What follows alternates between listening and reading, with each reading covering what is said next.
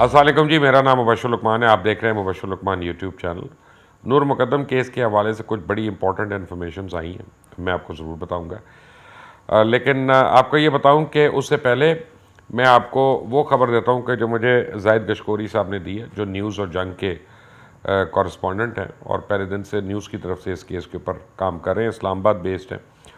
तो जो उनकी खबर है मैं आपसे पहले वो शेयर करूंगा, उसके बाद मैं कुछ जो मुझे पता है चीज़ें और अहम चीज़ें भी हैं, मैं आपसे वो भी शेयर करूंगा। जाहिद साहब से आज मेरी बड़ी तफसीली बात हुई है। वो मुझे कहते हैं जी केस बैक बर्नर पे चला गया, यानी इस पर कुछ नहीं हो रहा और अब ये आहिस्ता आहिस्ता इसको लाइमलाइट से निकाल रहे हैं, उसको ख़त्म कर रहे हैं। कहते हैं 1 महीने 12 दिन हो गए हैं और अभी तक जो है वो चालान नहीं पेश हुआ और पुलिस ने चालान नहीं पेश किया। तो जिस केस को पुलिस से ख़राब करना होता है वो फिर 1.5 महीना जो है उसमें लग जाता है, या महीने से ज़्यादा उसमें लगता है कि उसके चालान पेश करने में। और मुझे लगता है कि अंदर से ये कुछ मिली भगत हो, ये जाहिद साहब ने मुझे बताया। और कहते हैं बड़ा इंपॉर्टेंट सवाल है कि पुलिस चालान पेश क्यों नहीं कर रही अभी तक, कौन सी चीज़ की चाहिए, उसमें कौन से और 10 गवाहान हैं जिनको पकड़ के उन्होंने इंटरव्यू करना था और सब कुछ करना था। दूसरा, जाहिद साहब का कहना है कि जी पुलिस ने फ़ोन का फोरेंसिक हासिल कर लिया, लेकिन पुलिस सबूत नहीं उसमें से दे रही और शेयर कर रही, मालूमात दे रही है। यानी मालूमात देने का मतलब है कि आप डिसइंफॉर्मेशन कर रहे हैं। जब ऐसे कोई पुलिस वाला मालूमात हमें देता है तो पहले हमारा नुक्ता नज़र ये होता है कि ये हमें वो मालूमात या इन्फॉर्मेशन दे रही जो ये चाहते हैं कि लोगों तक पहुँचे। तो वो जाहिद साहब ने भी नहीं आगे दी। जाहिद साहब ने वो बात मुझसे शेयर की कि पुलिस उनसे क्या आगे मालूमात देना चाह रही है, लेकिन जिसका एविडेंस नहीं दे रहे वो। अच्छा, एविडेंस क्या है मैं आपको बता देता हूँ। अगर फ़र्ज़ करें वो कहते हैं कि जी उसके फ़ोन में ये वीडियो है, तो सिर्फ कहने से कोई हद नहीं, क्योंकि कल को मुकर सकता है कोई जाहिद गशकोरी के हाथ कि जनाब मैंने तो ये बात ही नहीं की। वो कम से कम उसको फिज़िकली दिखा दें एक दफ़ा, तो फिर वो कह सकता है हाँ जी मुझे पता है कि वो एविडेंस है। तो उन्होंने नहीं इसको किया, और मैं भी उस एविडेंस को क्रेडिबल नहीं मान रहा कि जिसकी वो बात कर रहे हैं पुलिस वाले। अच्छा, कहते हैं कि जी थेरेपी वर्क्स वाले जो हैं उनकी बेल की वजह से वालदैन बड़े परेशान हैं। ये अभी मैं आपको पहले दूसरी खबरें दे रहा हूँ, जाहिद साहब की बताई हुई खबरें दे रहा हूँ। और वालदैन बड़ी परेशान हैं और वो हाथ पैर मार रहे हैं, और लगता ही है कि 2 से 3 महीने में वालदैन की बेल हो जाएगी based on these therapy works. अच्छा, अब ये कौन से वालदैन की बात कर रहा हूँ, ये मैं वालदैन की बात कर रहा हूँ नूर मुकद्दम के, कि उन्होंने कॉल किया खुद जाहिद गशकोरी को, नूर के वालिद ने, और उन्होंने कहा कि मैं चाहता हूँ कि इसको फांसी हो और उस वक्त तक हमने चुप करके नहीं बैठना। तो जाहिद साहब ने उनको रिक्वेस्ट की कि जी आप ऐसा करें कि 1 मिनट का वीडियो मैसेज दे दें और फिर वो पूरी दुनिया देख लेगी और सारे उसको कोट कर लेंगे। तो उन्होंने कहा कि मैं अभी टीवी पे नहीं आना चाहता, मैं वीडियो नहीं बनाना चाहता, ना उनकी वालदा ने बनाना चाहा, लेकिन मेरा पैगाम आपके थ्रू है। तो वो उस पर उन्होंने कॉलम भी लिख दिया है, उस पर उन्होंने शायद रिपोर्ट भी कर दी है। अब जाहिद साहब का ये ख्याल है कि जनाब इस केस में हो सकता है कि मुलजिम को वो सज़ा ना हो जिसकी हम ख्वाहिश कर रहे हैं। उनका ख्याल है कि पुलिस केस कमज़ोर कर रही है, हुकूमत खामोश है, और हुकूमत बिल्कुल किसी किस्म का प्रेशर नहीं डाल रही कि इस केस को फ़ौरी निपटाओ, इसका फ़ौरी फ़ैसला करो। वो कहते हैं अगर कोई प्रेशर डाल रहा है वज़ीर दाखिला से लेके नीचे कोई भी, तो मुझे बताएं, तो मुझे तो नहीं पता उसका। फिर वो कहते हैं आने वाले दिनों में ये गार्ड, माली, खानसामा, ये लोग रिहा हो जाएंगे। और वालदैन जो हैं वो अभी आप जैसे लोगों की वजह से मुझे कह रहे हैं कि मेरे हो गए या कुछ और वीलॉगर्स हो गए, उनके प्रेशर की वजह से वो बंद हैं, आ जाएंगे बाहर। पुलिस वालों ने एक बात तो कंफर्म कर दी है कि जी रेप हुआ और ज़्यादती हुई। और जब जाहिद साहब ने उनसे प्रेगनेंसी के बारे में पूछा तो वो चुप रहे, उन्होंने उसके बारे में कोई जवाब नहीं दिया कि वो प्रेग्नेंट थी या प्रेग्नेंट नहीं थी। अब मैं इसका जवाब दूंगा कि ये सब कुछ क्यों हो रहा है। परेशान नहीं होना, हर चीज़ का एक वक्त होता है। नूर मुकद्दम जो है केस है, इसमें अमेरिकन एम्बेसी जो है उसने अब मुलजिम तक रसाई हासिल कर ली है, और अमेरिकन एम्बेसी ने उसके को आधा पौना घंटा बाद भी की है, और उसने पूरे केस के मतलब उनको बताया, तफसील से बताया, और इससे काफ़ी लोगों को शकूक शुबात पड़ गए कि ये क्या हो रहा है। तो आपको मैं ये बता दूं कि जो भी सिटीज़न होगा, जहाँ का भी सिटीज़न होगा, वहाँ का सफारत खाना जो है ये कॉल ज़रूर करेगा, वहाँ का सफारत खाना एक्सेस भी लेगा, और वहाँ का सफारत खाना उसको ये ऑफ़र करेगा कि हम अगर कोई लीगल असिस्टेंस तुम्हें चाहिए तो तुम वो बताओ, और ताकि ये ना हो कि तुम ये समझो कि तुम्हें ट्रायल तुम्हारा सही नहीं हो रहा। तो ये एक कॉन्स्टिट्यूशनल राइट है और इसमें कोई गलत बात नहीं है, इसको गलत हम नहीं कह सकते। लेकिन रसाई की जो अप्रूवल है वो पंजाब होम डिपार्टमेंट ने बड़े आराम से उनको दे दी, को कैसे रोकना है हमने।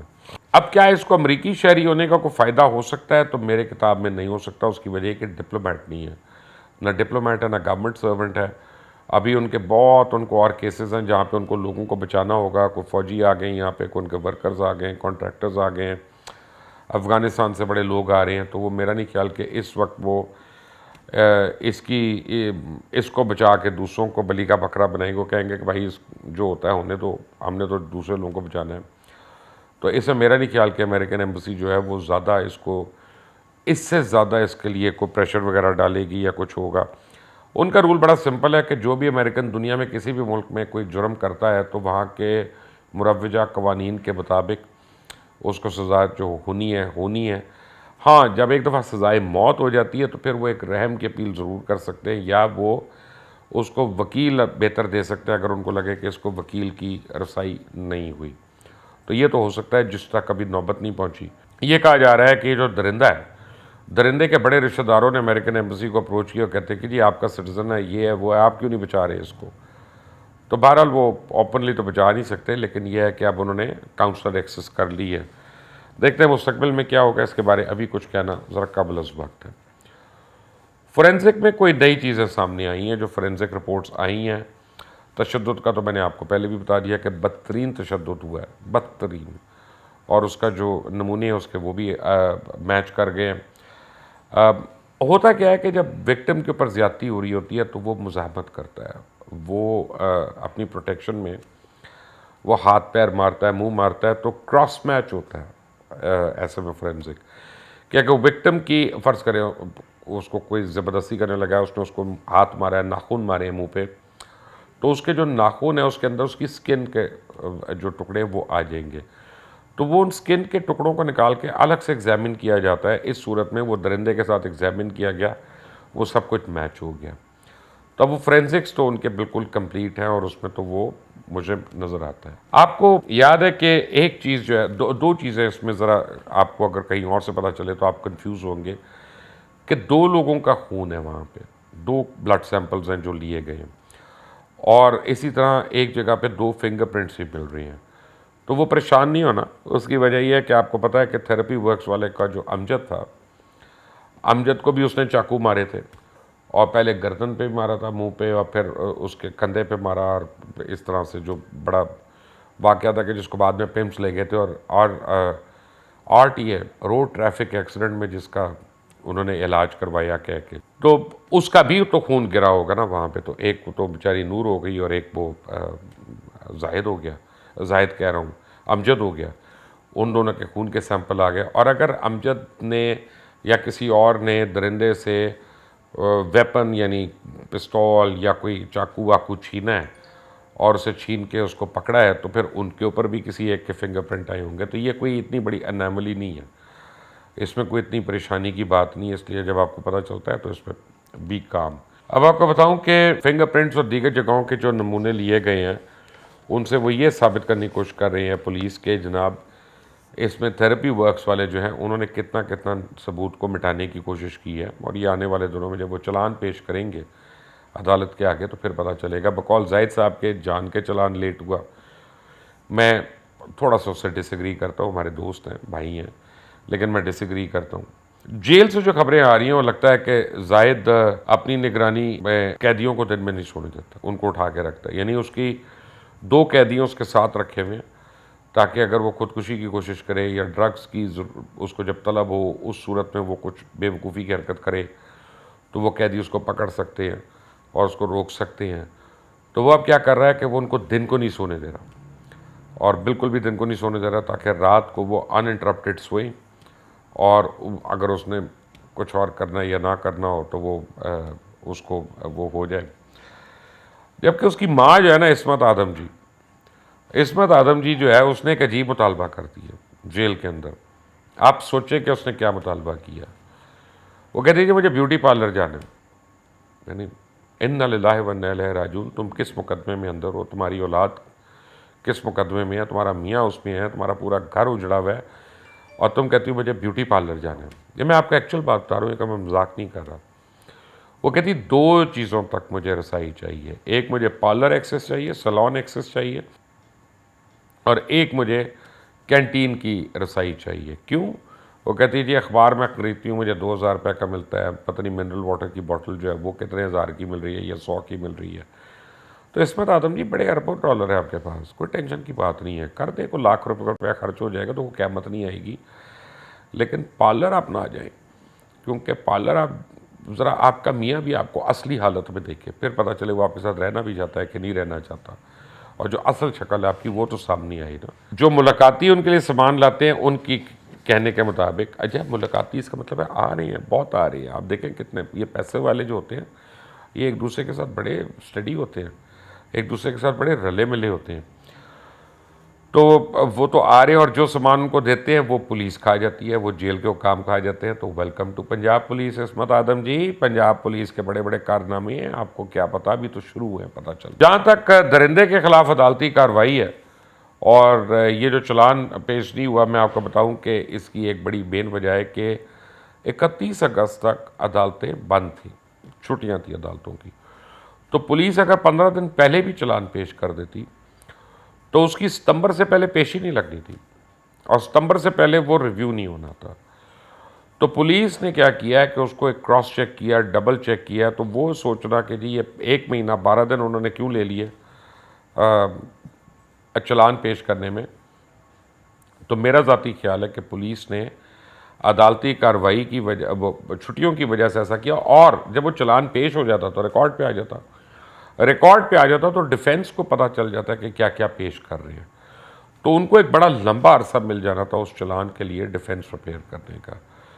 तो इसमें मैं पुलिस को क्रेडिट दूंगा, इसमें मैं पुलिस को सपोर्ट करूंगा कि पुलिस ने अक्लमंदी की है कि वो हर एक से शेयर नहीं कर रही, एक तो डिटेल्स खुद से नहीं कर रहे, और दूसरी बात यह है कि वो वेट करें कि जैसी अदालत खुले उसी दिन वो जमा कराएं, ताकि 2 दिन के अंदर अंदर जो है उसका ट्रायल जो है वो शुरू हो सके।